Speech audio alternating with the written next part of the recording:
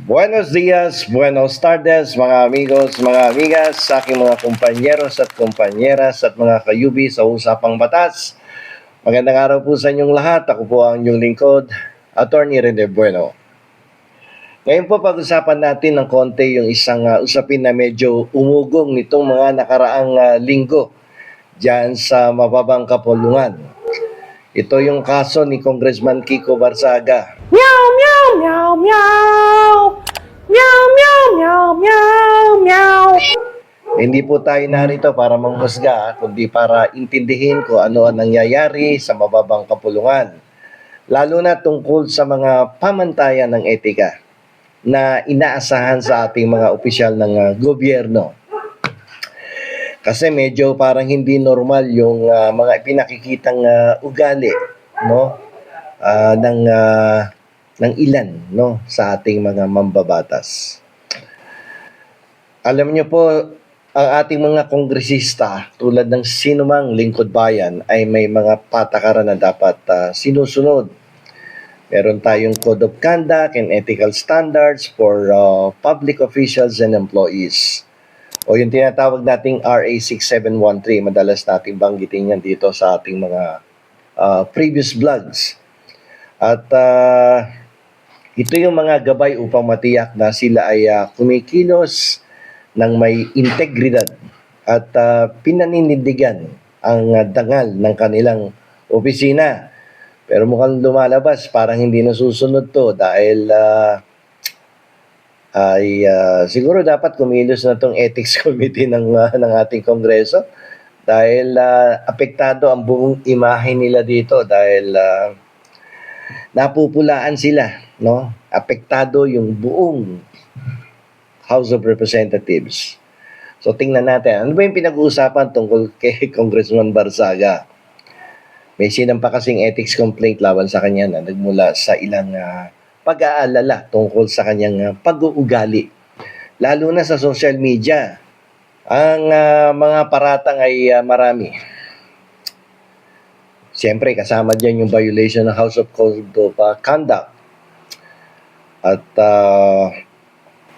marami siya kasing ginagawa katulad ng pag-uudyok sa mga gawaing na medyo malilinya doon sa inciting to sedition.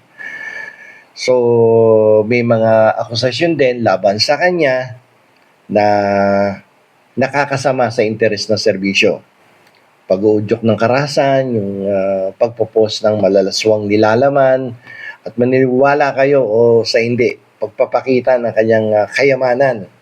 Minsan may mga hawak na bundles of 1,000 bills as hawak-hawak niya na hindi karapat-dapat na makita mula sa isang kongresista. Partikular na itinuturo na reklamo ang malaswa at mapang-abusong nilalaman ng kanyang mga social media posts.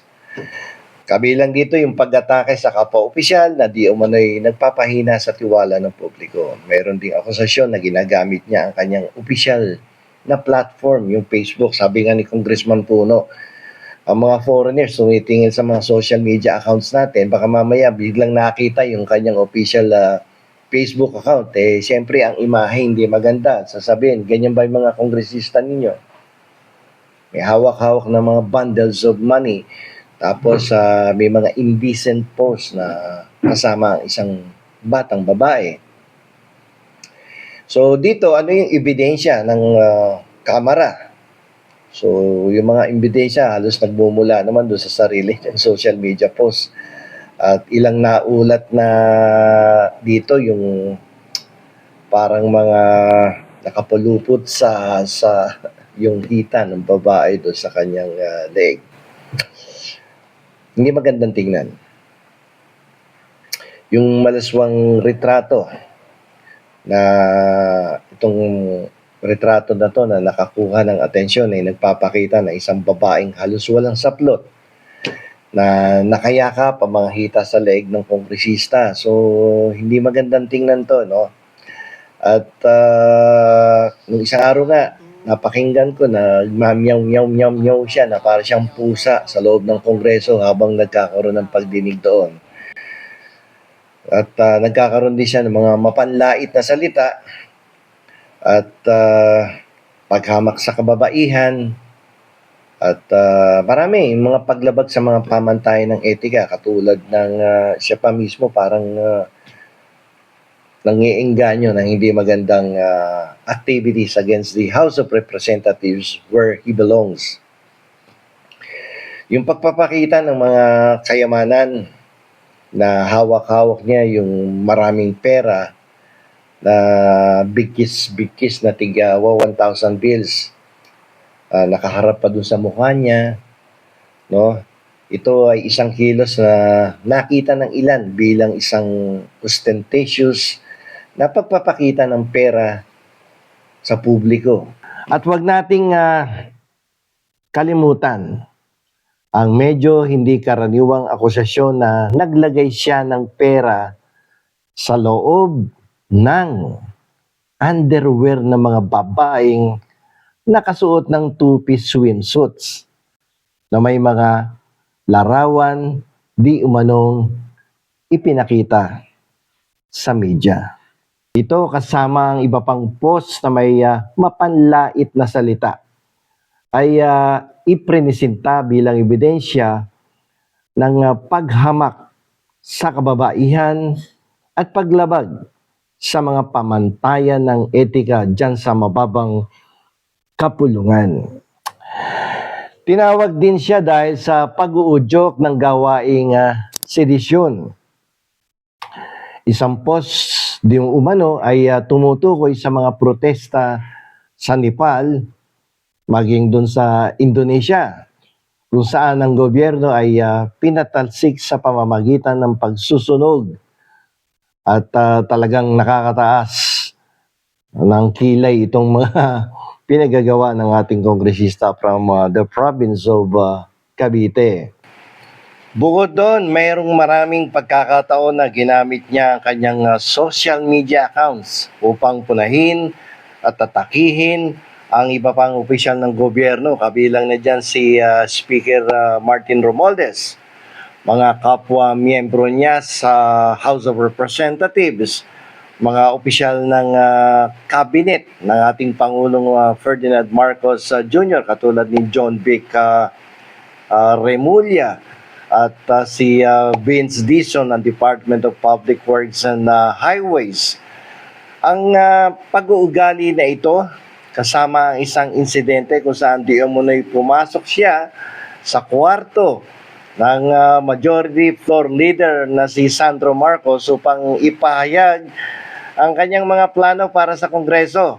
Yung kanyang planong maging Speaker of the House ay nag-ambag sa magulong pag-uugali na aspeto ng reklamo. Mabuti na lang gentleman itong anak ng ating Pangulo at hindi siya pinansin at hindi na siya binigyan ng atensyon sa kanyang ginawa dahil para sabihin na ikaw ang gagawin kong Deputy House Speaker pag ako ang nanalong Speaker of the House. Medyo malakas na to. So paano naman siya tumugon doon sa mga reklamong sinabi sa kanya ng kanyang mga kasamahan? At paano siya nag-react dito? Sa kasalukuyan, wala pa naman depensa o paliwanag ang kongresista, maliban na lamang sa sinabi niya na mas mauuna pa daw siyang makulong kaysa kay Speaker Martin Romualdez. So, medyo nakakabahala itong mga pinagsasasabi at ikinikilos ng nasabing kongresista. Sa esensya, ang sitwasyon ay nagpapakita ng patuloy na pagsubaybay na kinakaharap ng mga opisyal ng publiko, lalo na sa panahon ng social media, kung saan ang lahat ng kanilang ipinopost ay maaaring maging ebidensya sa isang ethics complaint dyan sa House of Representatives. Alam nyo, kapag kayo ay nareklamo bilang isang miyembro ng mababang kapulungan, dalawa lang klase ang decision dyan. It's either you will be suspended or sipak ka sa pwesto.